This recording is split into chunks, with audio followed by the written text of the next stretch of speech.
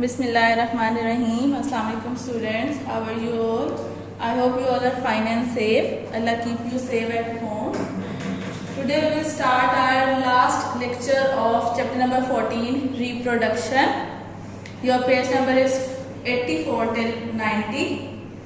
अगर मैं बात करूँ रिप्रोडक्शन की तो हमने लास्ट टाइम प्लांट्स में सेक्सुअल रिप्रोडक्शन पढ़ ली थी।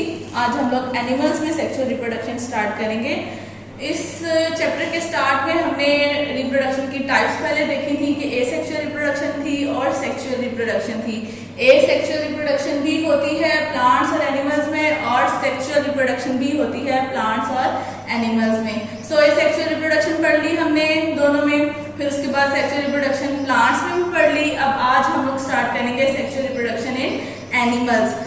अगर हम एनिमल्स की बात करें तो जो एनिमल्स में सेल्स बनते हैं जिसको स्पर्म्स और एग सेल का नाम दिया जाता है, ठीक है, जो कि सेक्सुअल रिप्रोडक्शन में अपना पार्ट प्ले करते हैं, वो कहाँ बनते हैं? वो गोनेड्स में बनते हैं, ठीक है। यानी आप कह लो कि गोनेड्स के अंदर आपकी जो गैमीट्स की फॉर्मेशन है ना, यानी जो ये एग सेल है और स्पर्म्स है, ये गैमीट्स हैं, इसको हम नाम देते हैं गैमीटोजेनेसिस। ओवरऑल नाम देते हैं गैमीटोजेनेसिस। लेकिन मेल गैमीट्स अलग होते हैं, फीमेल गैमीट्स अलग होते हैं, ठीक है। तो जो मेल गैमीट्स जिस प्रोसेस से बनते हैं उसको हम नाम देते हैं स्पर्मेटोजेनेसिस, और जो फीमेल गैमीट्स जिस प्रोसेस से बनते हैं उसको हम नाम देते हैं oogenesis। ठीक हो गया।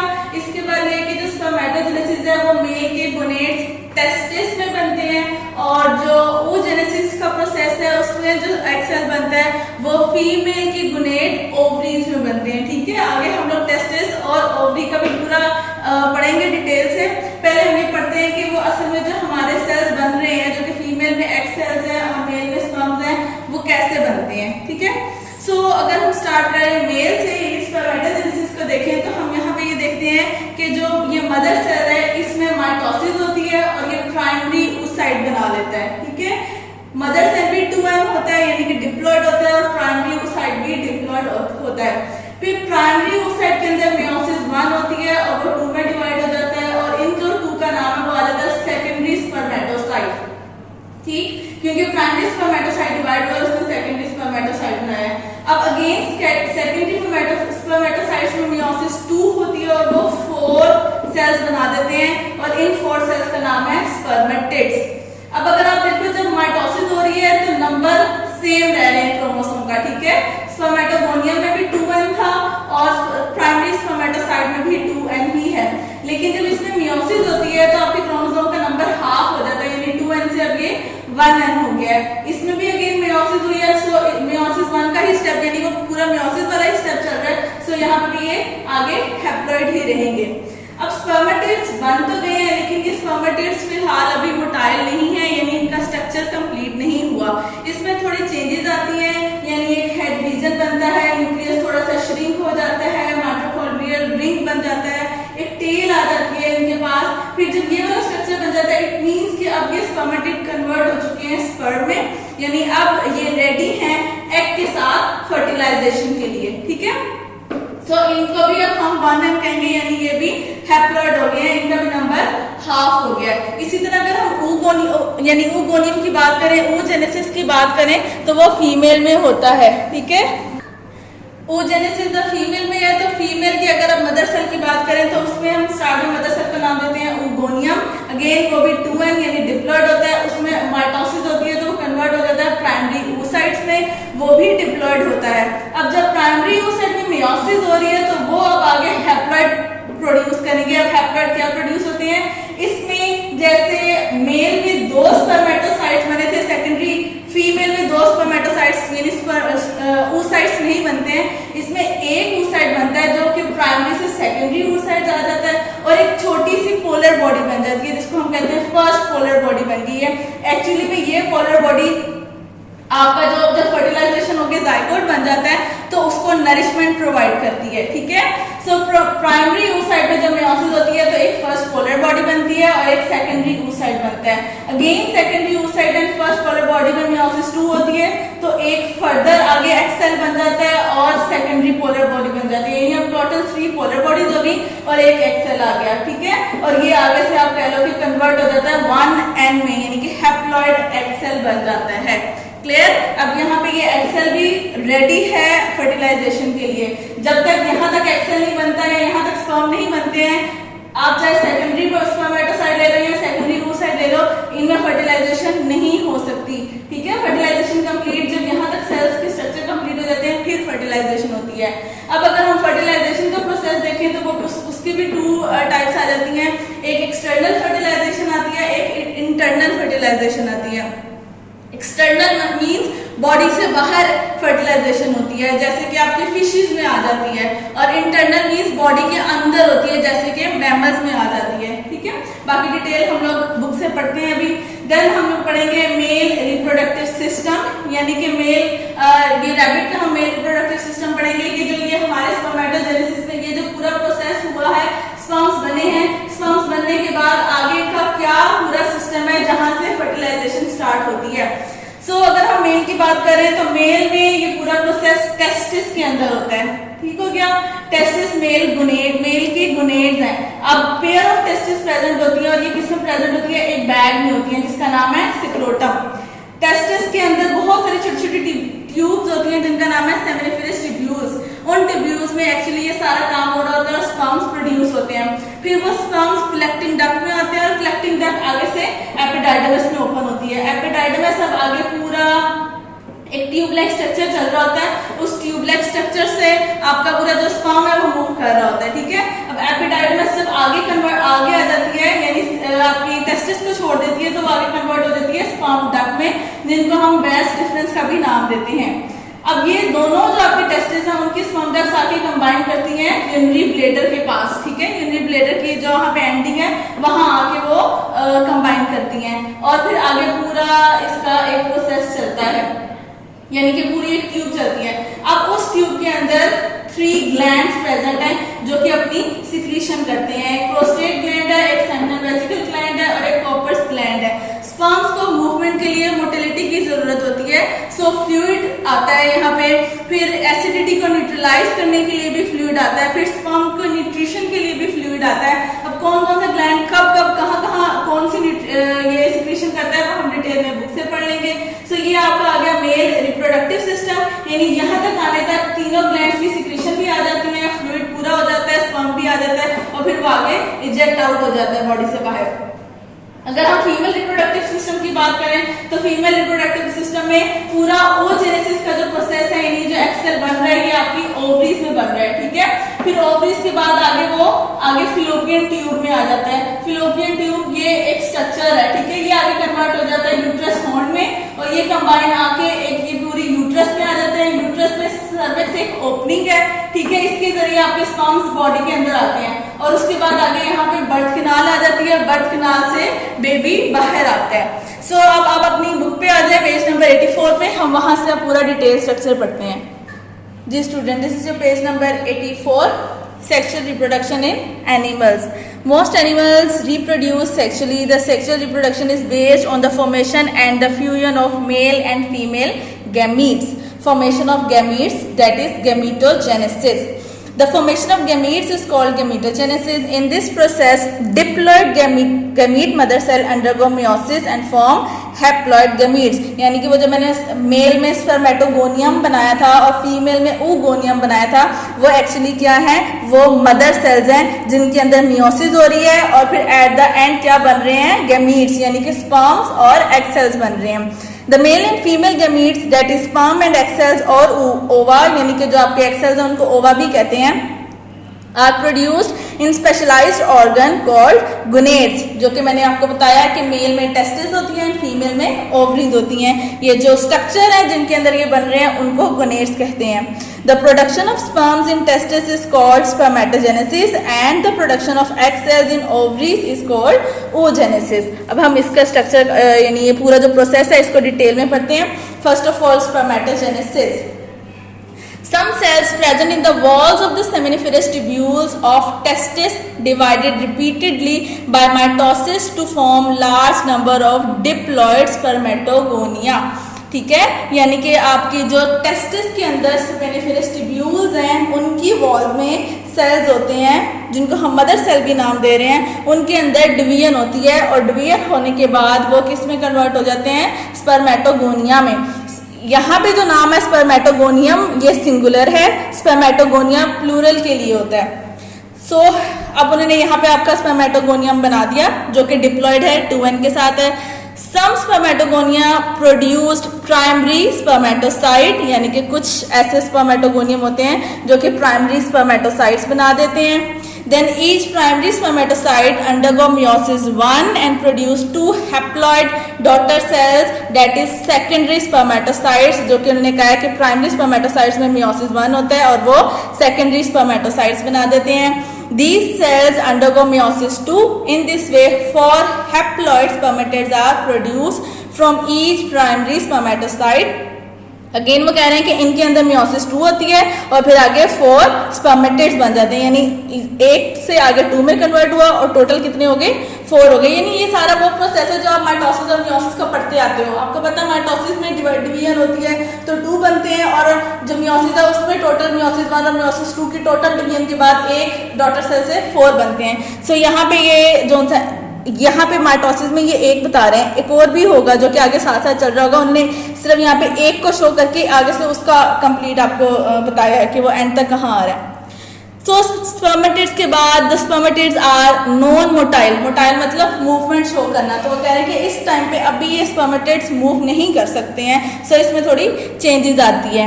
And many changes occur in them to convert them into motile cells. There अब वो चेंजेस क्या है, first is there nuclear shrink, यानी कि जो इनका ये न्यूक्लियस है ये छोटा हो जाता है, श्रिंक कर जाता है। And some structures form that is a corner called acrosome, यानी कि इसके अंदर ये वाला ऊपर वाला कॉर्नर यानी ये जो हेड रीजन है पूरा इसके ऊपर ये कॉर्नर पॉइंटेड सा बन जाता है, पॉइंटेड नहीं लेकिन यानी ये यहाँ से थोड़ा शॉर्ट हो जाता है, तो वो इसको नाम दे रहे हैं एक्रोसोम का, कि ये एक्रोसोम बन जाता है। ये सेकंड पॉइंट आ गया। अ टेल, यानी कि ये जो नीचे टेल आ रही है ये बन जाती है।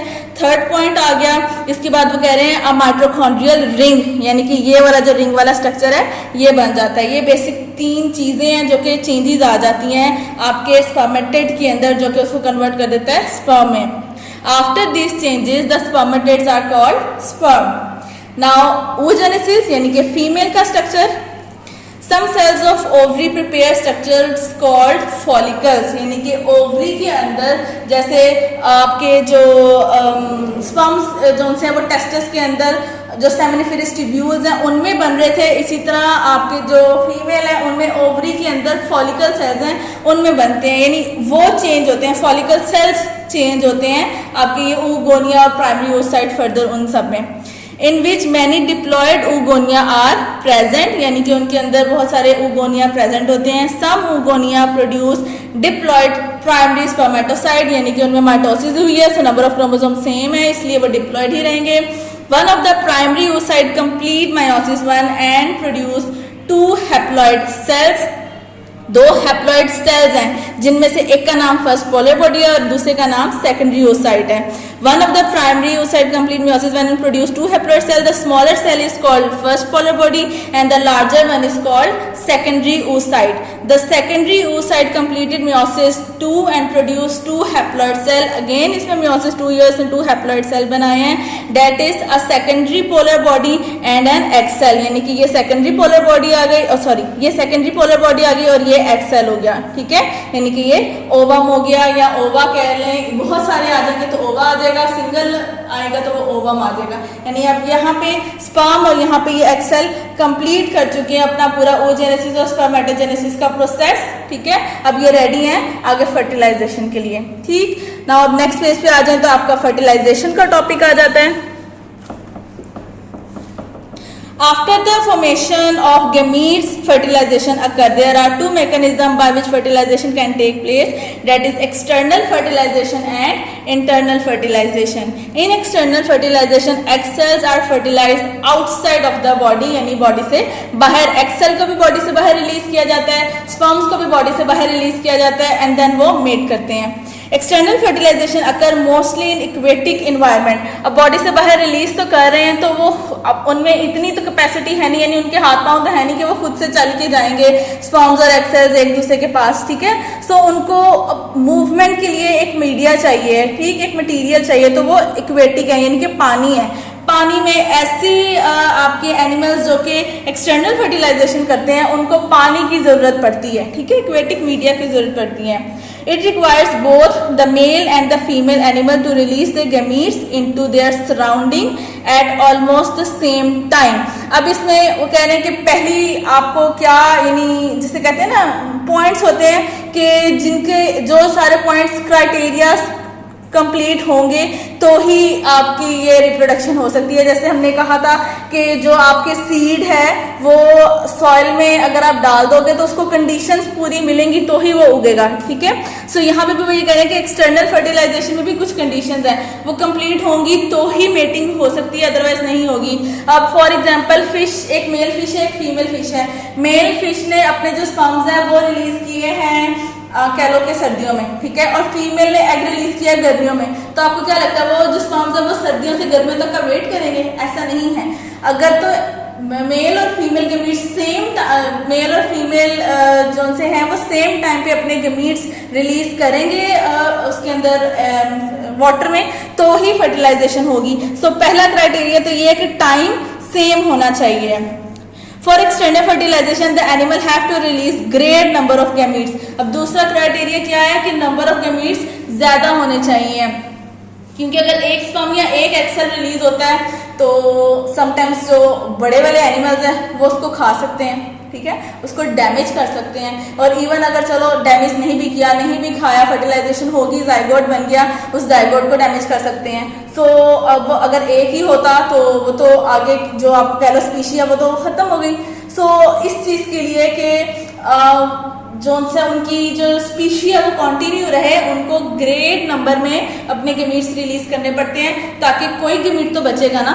अगर आपने कौन सी मूवी थी, नीमो शायद की मूवी वो देखी होगी, तो उसमें फिशेस बहुत ज़्यादा एग रिलीज करती हैं, उनमें से वो एक बड़ी वेल आती है वो कितनों को डिस्ट्रॉय कर देती है, और एक शायद नीमो जो सी है वो छोटी सी जो फिश थी वो क्राउन फिश वो बचती है, ठीक है। सो यहाँ पे भी यही है कि उनको ग्रेट नंबर में अपने गमीट्स रिलीज करने पड़ते हैं ताकि अगर किसी भी यानी वजह से कोई इवेंट हो जाता है अगर वहाँ पे और वो गमीट्स हार्म हो जाते हैं या जाइगोट को डैमेज हो जाता है तो कोई एक आधा बच जाए। So second criteria great number of gametes हैं। In external fertilization there is a risk of loss of gametes due to environmental hazard such as predator. External fertilisation occur in many invertebrates and the first two groups of vertebrate that is fishes and amphibians. So दो तो criteria हो गए, उसके बाद उन्होंने आपको example दे दिया कि ये किस में होती हैं। सो इनवर्टिब्रेट्स में होती हैं। इनवर्टिब्रेट्स मीन जिनकी बैकबोन नहीं होती है, ठीक है, और वर्टिब्रेट्स जिनकी बैकबोन होती है। वर्टिब्रेट्स की आगे 5 क्लासेस आ जाती हैं। उन 5 क्लासेस में से जो फर्स्ट 2 क्लासेस हैं फिशेस और एम्फीबियंस की, उनमें एक्सटर्नल फर्टिलाइजेशन होती है। जो आगे वाली 3 क्लासेस हैं यानी रेप्टाइल, बर्ड्स एंड मैमल्स, उनमें इंटरनल फर्टिलाइजेशन होती है। Now, internal fertilization. In internal fertilization, egg cells are fertilized within the reproductive tract of female. It occurs in reptile, birds, and mammal. Such animals provide protection to the developed embryo. अब इसमें external fertilisation में somehow mother जो सी female है वो देखती है egg cells को, zygotes को, लेकिन कुछ कर नहीं पाती, ठीक है, यानी अगर उनको कोई भी इवेंट हुआ है और वो डैमेज हो गए हैं तो उसमें वो मदर कुछ नहीं कर पाती है। लेकिन इंटरनल फर्टिलाइजेशन में मदर पूरी प्रोटेक्शन देती है बेबी को, ठीक है, क्योंकि बेबी मदर की वॉर्म के अंदर होता है। सो वो पूरी प्रोटेक्शन मिलती है जब तक कि वो यानी डेवलप नहीं हो जाता एक न्यू बॉर्न छोटे से बेबी के अंदर, ठीक है। So such animals provide protection to the developing embryo. After fertilization, reptiles and birds make protective shell around their egg cells and then lay them. अब आगे जो 3 क्लासेस हैं आगे आपकी जो रेप्टाइल्स, मैमल्स और बर्ड्स वाली हैं, इनमें से जो रेप्टाइल्स और बर्ड्स हैं उनमें एक चेंज आ जाता है, जबकि मैमल्स में वो चेंज नहीं आता।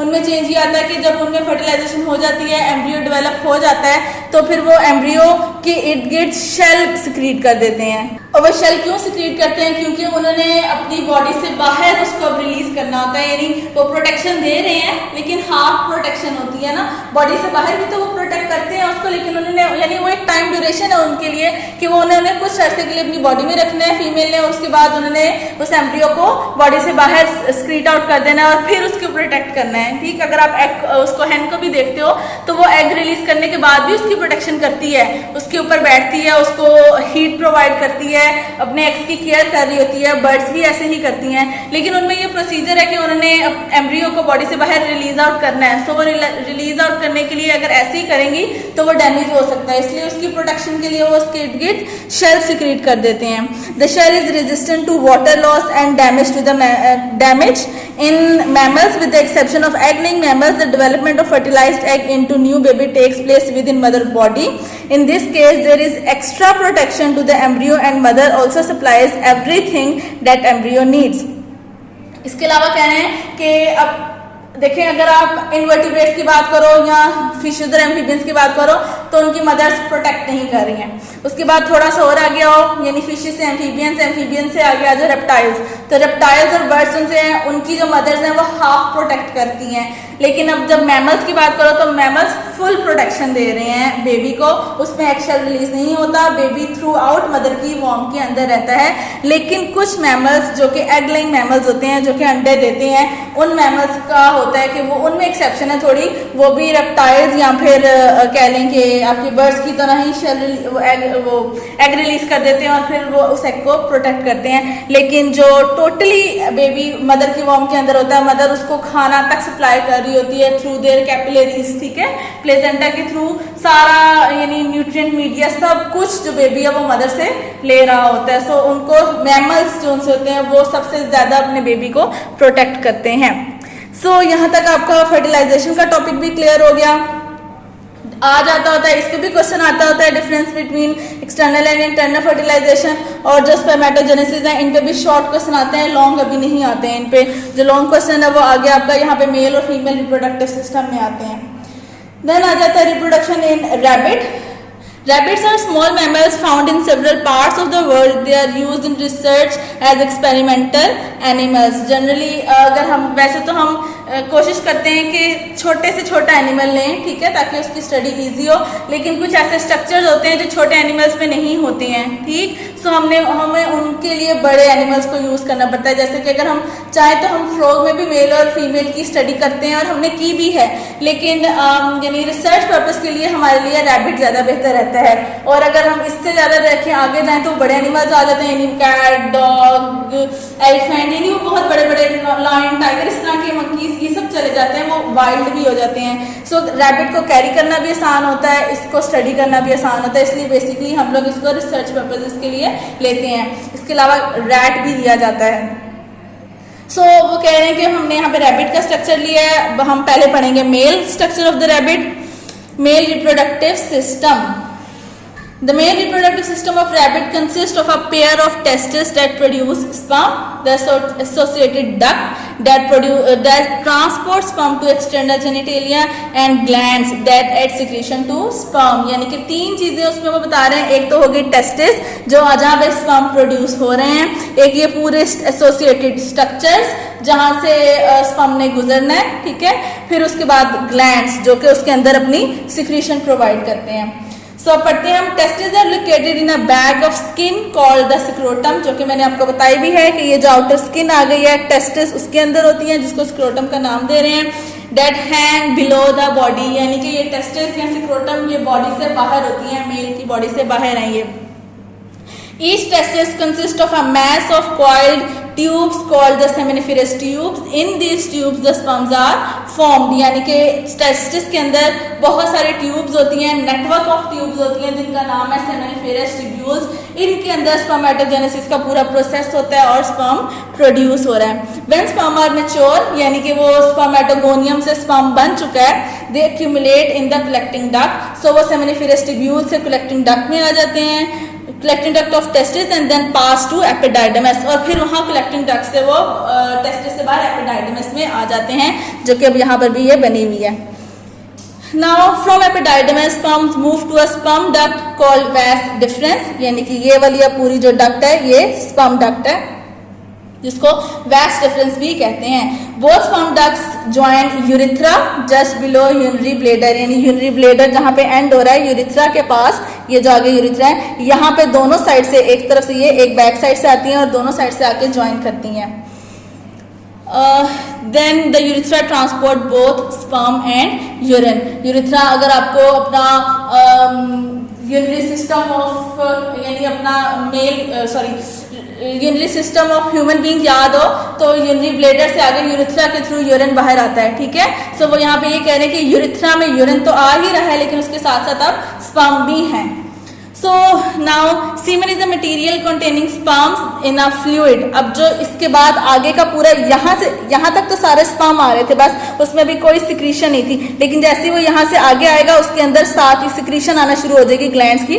सो वो अब एक फ्लूइड बन जाएगा, ऐसा फ्लूइड जिसके अंदर स्पर्म्स भी हैं और सिक्रीशन भी है ग्लैंड्स की। अब उसमें कितनी है? It consist of 10% sperms and 90% fluid, यानी उस फ्लूइड के अंदर जो आपके ग्लैंड्स की सिक्रीशन है वो 90% है और स्पर्म जस्ट 10% है। As the sperm passes down the duct from testis to urethra, the associated glands add various secretions. अब पहला ग्लैंड आ रहा है वो सेमिनल वेसिकल की बात कर रहे हैं। Seminal vesicle produce secretion that provide nutrient for sperm, यानी सेमिनल वेसिकल ग्लैंड क्या कर रहा है? ऐसी सिक्रीशन कर रहा है जो कि आपके जो स्पर्म्स हैं उनको न्यूट्रिएंट प्रोवाइड कर रहा है, यानी स्पर्म को खाना शाना दे रहा है ताकि वो स्पर्म लाइव रहे, एक्टिव रहे और आगे मूव कर सके।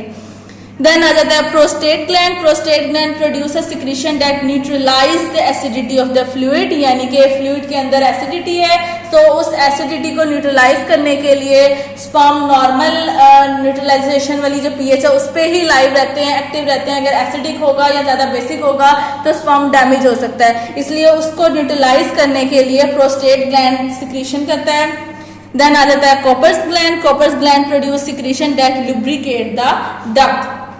जो कॉपर्स ग्लैंड है वो थोड़ी सी म्यूसिलिजीनियस सिक्रीशन करता है, यानी कि जिसे कह लें कि थोड़ी सी चिकनाहट वाली या चिपचिपाहट वाली, ताकि जब स्पर्म्स आपकी ये डक्ट से गुजर रहे हो तो वो उसकी वॉल के साथ लग के डैमेज ना हो, ठीक है। सो वो कॉपर्स ग्लैंड सिक्रीशन प्रोड्यूस कर रहा है, लुब्रिकेट कर रहा है स्पर्म्स को कि वो इजीली मूव कर जाएं, उनको कोई डैमेज ना हो। ये तो हो गया आपका मेल रिप्रोडक्टिव सिस्टम। नेक्स्ट अच्छा ब्लू बॉक्स पढ़ लेते हैं।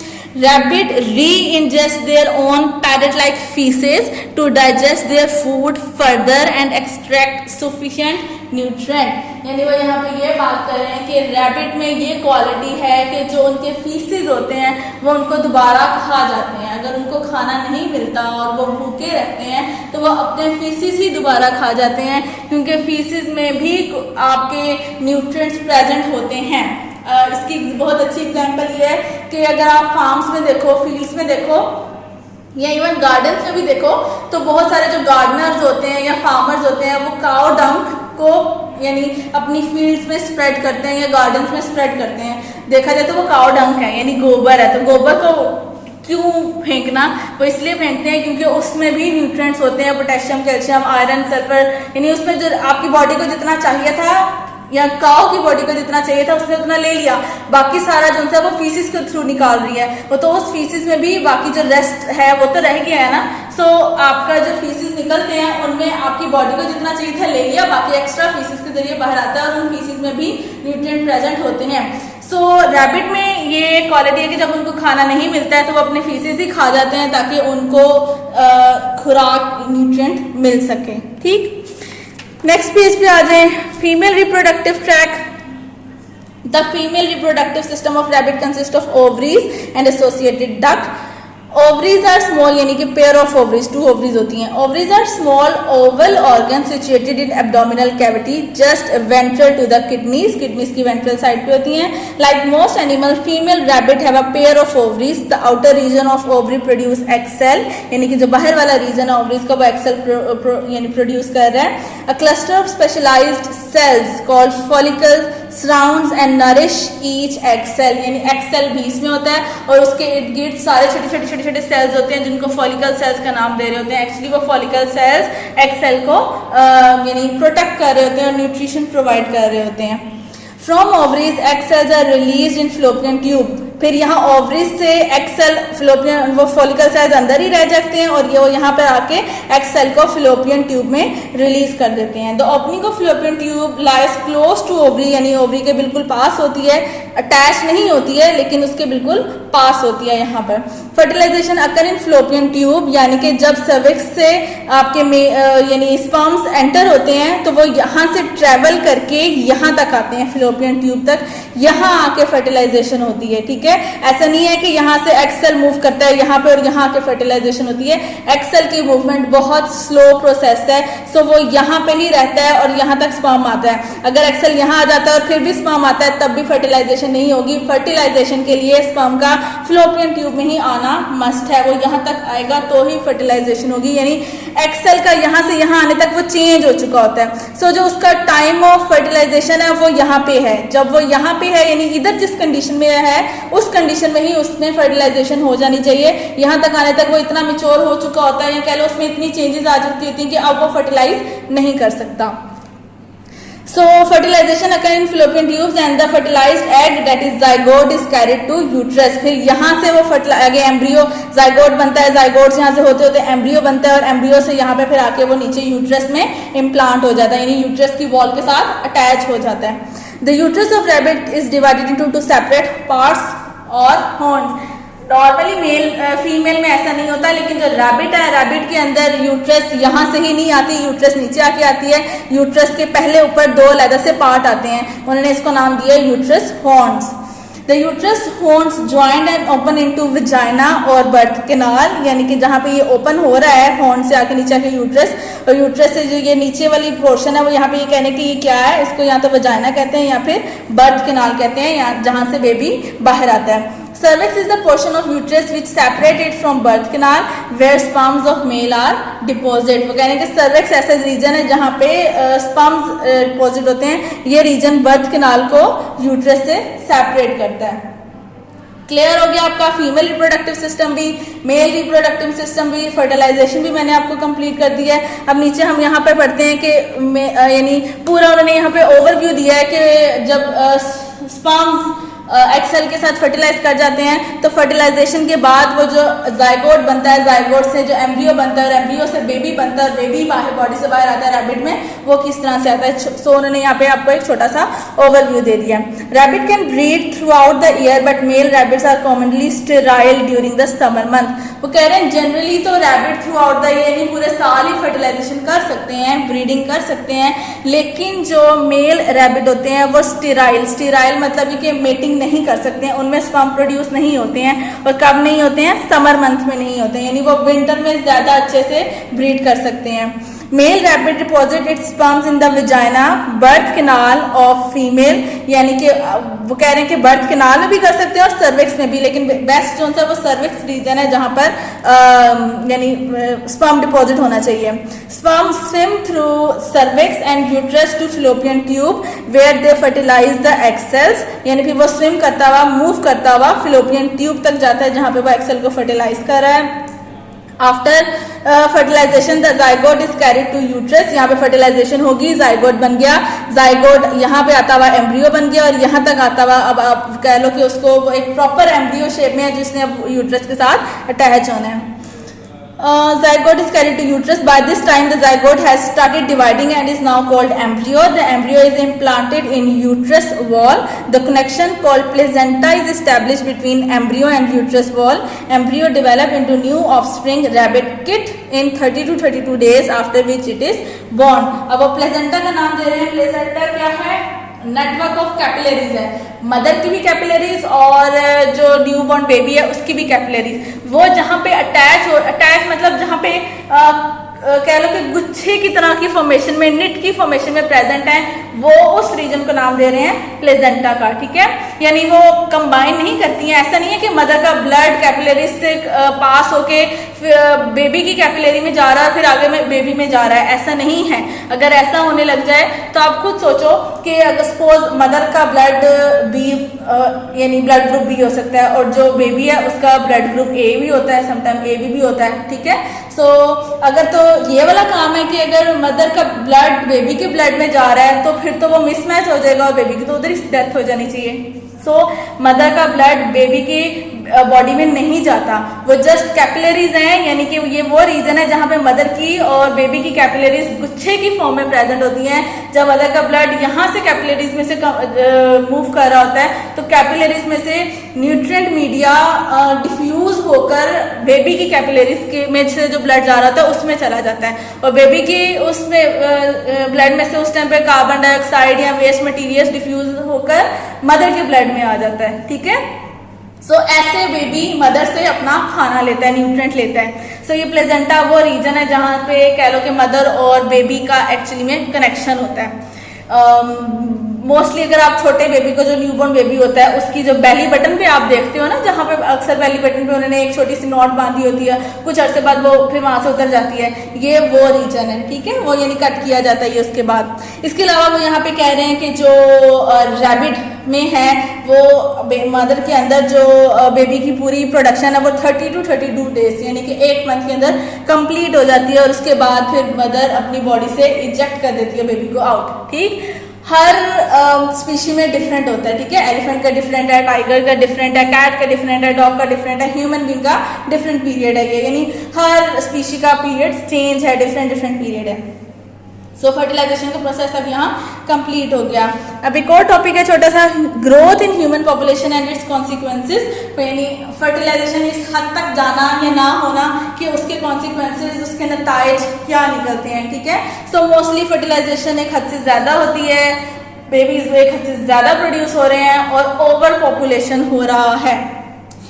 Pakistan population in the year, मेरे पास ओल्ड बुक है, सो 2007 till 8 लिखा है, न्यू बुक्स में 2014 and 15 भी लिखा है। सो ये वेरी कर रहे हैं ईयर्स और उनके आगे उनकी population. By the end of this decade our population is expected to be, new book के अकॉर्डिंग 200 है और ओल्ड बुक यानी ओल्ड ईयर्स के अकॉर्डिंग वो 176 मिलियन है।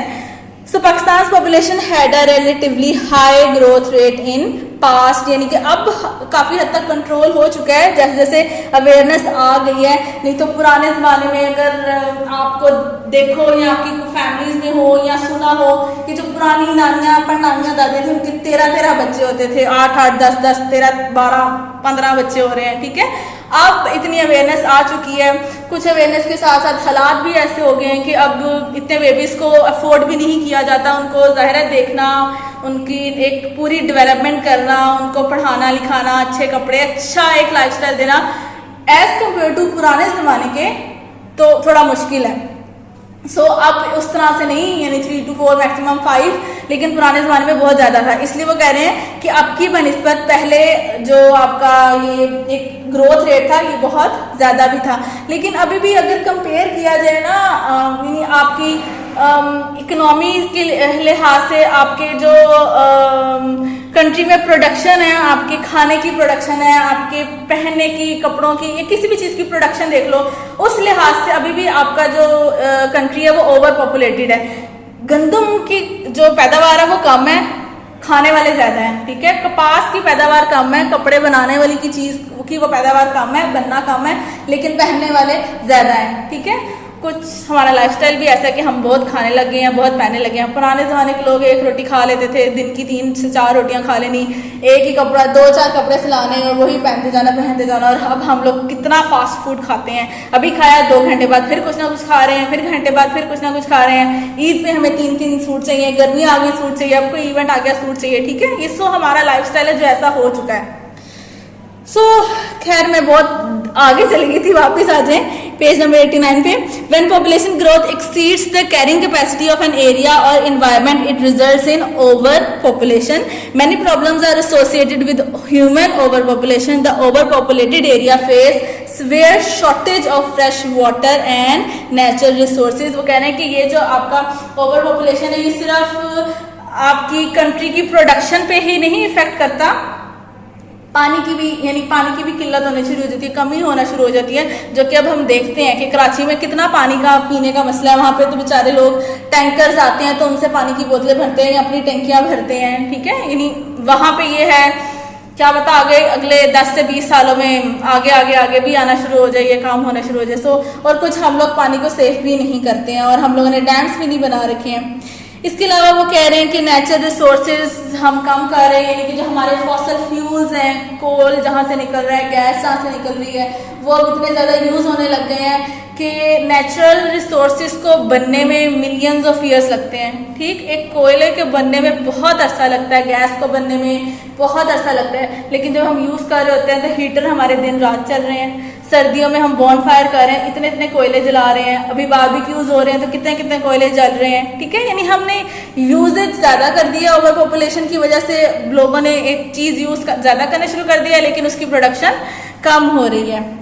Over population results in deforestation and loss of ecosystem. इसके अलावा over population होने की वजह से हम लोगों ने फॉरेस्ट को कट करके अपनी डिफरेंट बिल्डिंग्स और बाकी मटेरियल्स को वहाँ यानी फार्मिंग करना शुरू कर दिया, एग्रीकल्चर करना शुरू कर दिया, या बिल्डिंग खड़ी करना शुरू कर दिया, ब्रिज बनाना शुरू कर दिए। It leads to more pollution and global warming. इसका वो कह रहे हैं कि इसकी वजह से ग्लोबल वार्मिंग और पोल्यूशन बहुत ज़्यादा हो रही है, स्पेशली डिफॉरेस्टेशन की वजह से। There is high infant and child mortality rate in overpopulated area due to poverty. Overpopulation raises demand for more housing units, more hospitals, more jobs, more educational institutions, increase in food crops, etc. So ये general सब बातें हैं जो आपको बहुत अच्छे से पता हैं। We have to check overpopulation, otherwise we will have to face huge problem because of our limited resources. People should be educated about the problems of overpopulation. Pakistan's Ministry of Population Welfare has taken a number of steps to make people aware of the hazards of overpopulation and to stabilize the population to match our resources. यहाँ ये कह तो रहे हैं कि इन्होंने step उठाया है, लेकिन नज़र कहीं नहीं आता। हाँ, थोड़ी बहुत अवेयरनेस हुई है और जो लोग एजुकेटेड हैं वो इस चीज़ को समझते भी हैं। ब्लू बॉक्स पे आ जाएं। Pakistan has a multi cultural and multi ethnic society and host the largest refugee population in the world. यानी वो कह रहे हैं कि पाकिस्तान में बहुत सारे रिफ्यूजीज आकर रहते हैं। इसके अलावा अगर रिफ्यूजीज आकर रहते हैं तो यहाँ पे हर रिफ्यूजी का अपना अपना कल्चर है। सो पाकिस्तान इस टाइम पे एक मल्टी कल्चरल कंट्री है। Then United Nations Population Fund, the UNFPA began operation in 1969. It is the largest international organization funding for population and health programs. The UNFPA works in over 140 countries for awareness about the consequences of overpopulation. ठीक है, ये वो कह रहे हैं कि एक international organisation है जो कि ओवर पॉपुलेशन के ऊपर काम कर रही है, और जहाँ पे ओवर पॉपुलेशन है वहाँ पर फिर वो हेल्थ फैसिलिटीज़ और प्रोग्राम्स अपने डिफरेंट बना रही हैं। इसके ऊपर आपको MCQs में पूछा जाता है या शॉर्ट क्वेश्चन में आ जाता है। देन एक टॉपिक आ जाता है एड्स, अ सेक्सुअली ट्रांसमिटेड डिजीज। ठीक है, यानी एड्स एक ऐसी डिजीज है जो कि सेक्सुअली ही मेटिंग के जरिए ही ट्रांसमिट होती है, अदरवाइज नहीं होती है। सेक्सुअली ट्रांसमिटेड डिजीज जिनको STD, सिर्फ एड्स ही नहीं है, बहुत सारी और भी डिजीज हैं, लेकिन एड्स एक अलग उन्होंने आपको ये टॉपिक बताया है। सो जो सेक्सुअली ट्रांसमिटेड डिजीज होती हैं उनको STDs भी बोला जाता है। Are defined as the disease that are transmitted through sexual act. The most serious and challenging health problem faced by the world today is AIDS. It is also a sexually transmitted disease. AIDS stands for Acquired Immunodeficiency Syndrome. यानी कि ये ऐसा कह लो कि disease है जो कि ली जाती है, और जो ली जाती है वो आगे यानी कहाँ पे जाके डिजीज़ कॉज करिए आपके इम्यून सिस्टम में। ठीक है, सो ये इम्यूनोडेफिशिएंसी है, एक्वायर्ड इम्यूनोडेफिशिएंसी सिंड्रोम। सिंड्रोम मतलब डिजीज़ ही होता है। It is cause by human immunodeficiency virus जो कि HIV से होता है, तभी HIV एड्स कहा जाता है। HIV एक वायरस है जो कि एड्स एक डिजीज है उसको कॉज करता है। HIV stands for human immunodeficiency virus. AIDS stands for acquired immunodeficiency syndrome. STD stands for sexually transmitted disease. ये stands for पूछे जाते हैं। So the virus destroyed white blood cell, which results in loss of resistance against infections. It is a fatal disease. It spread through transfer of body fluids such as blood or semen.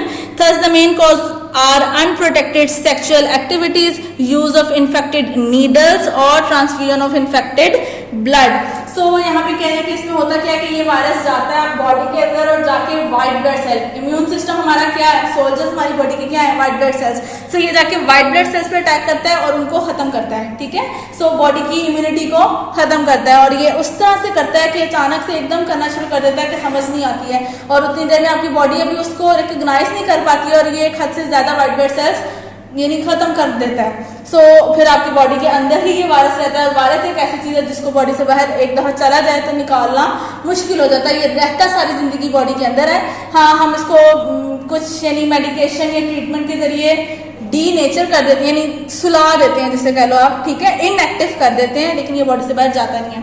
इसके अलावा उन्होंने बताया कि आपकी body में कैसे कैसे आ सकता है, एक सेक्सुअल एक्ट की वजह से आ सकता है यानी कि सीमन के थ्रू आ सकता है, ब्लड की ट्रांसफ्यूजन यानी कि ब्लड अगर कोई डोनेट कर रहा है और उसके ब्लड को चेक नहीं किया गया कि उसमें कोई डिजीज तो नहीं है या कुछ भी ऐसा मसला नहीं है, सो वो ब्लड के जरिए ये आ सकता है। इसके अलावा जो कि ड्रग्स लेते हैं, जो नशा आवर होते हैं, एक इंसान ने अपने अंदर सिरिंज लगाई है, उसने उससे वही इंजेक्शन लेके दूसरे बंदे ने लगा लिया, उससे वही इंजेक्शन लेके तीसरे ने लगा लिया, अगर उनमें से किसी एक को भी ये वायरस था तो वो फिर अब अगले जो दो पेशेंट जो जिन दोनों ने लगाई है उन दोनों में भी वो ट्रांसफर हो गया, ठीक।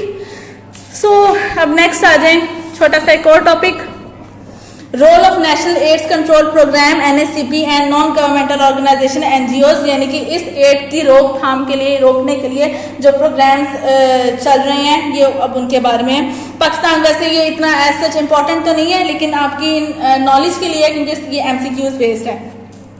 Pakistan's Federal Ministry of Health established NSCP in 1987. The main objective of this program is to help the public for the prevention of HIV transmission, safe blood fusion and reduction of STDs. यानी कि इन programmes ने क्या किया था कि लोगों में awareness दी थी कि HIV कैसे ट्रांसमिट हो रहा है, सो आप इन चीज़ों से अवॉइड करें।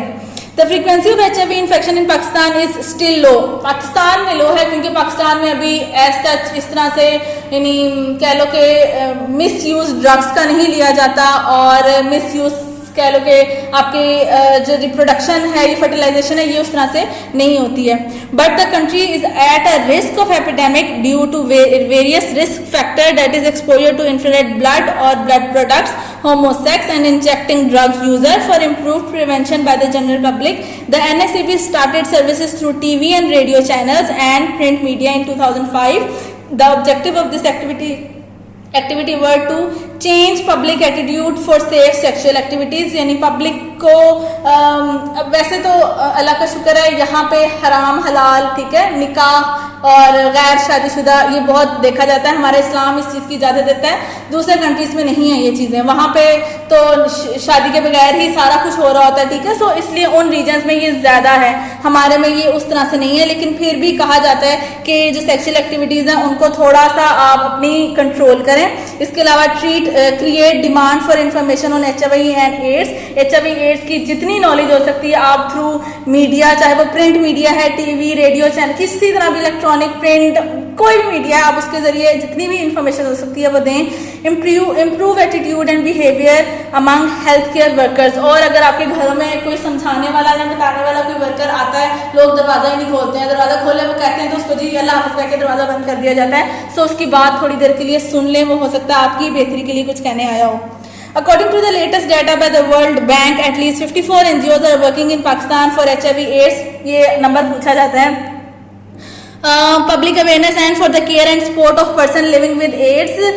These NGOs also work on AIDS education and prevention for sex workers and other high risk groups. NGOs serves as member of the provincial consortiums on HIV which has been set up in all the provinces of Pakistan. यानी इसमें कुछ भी नहीं है, वो सिर्फ NGOs को बता रहे हैं कि 54 NGOs काम कर रही हैं इसी चीज़ के ऊपर all over the Pakistan. Blue Box, the number of the drug addict in Pakistan is country estimated to be about 500,000. यानी टोटल ड्रग लेने वाले जो से हैं, चाहे वो खाना है या चाहे खाने वाले ड्रग्स हैं, चाहे वो इंजेक्टेड ड्रग है, वो 500,000 है। ऑफ होम 60 इंजेक्ट ड्रग, इन 500,000 में से 60 जो से वो इंजेक्ट करते हैं। ये भी MCQs में आता है, ड्रग लेने वाले कितने हैं और इंजेक्ट ड्रग करने वाले कितने, नंबर्स आपके पूछे जाते हैं। Although NGOs are very busy in HIV/AIDS prevention activities, it is believed that they are reaching less than 5% of the vulnerable population. कह रहे हैं NGOs अपना काम कर रही हैं, लेकिन फिर भी population इतनी ज़्यादा है कि अभी भी देखा जाए तो हमें ऐसा लगता है जैसे NGOs जो काम कर रही है वो just 5%, यानी 5% से कम भी population के पास वो गई हैं और उन्होंने अपना काम किया है. सो आपका चैप्टर हो गया कंप्लीट. ये इतना इंपॉर्टेंट नहीं था. मेल फीमेल रैबिट फर्टिलाइजेशन ज़्यादा इंपॉर्टेंट है, उसको आपने अच्छे से तैयार करना है, डायग्राम्स को बनाना है, उनको लॉन्ग को लिखना है याद करके. ओके, MCQs जब आप आओगे हम तब करेंगे. अल्लाह हाफिज़.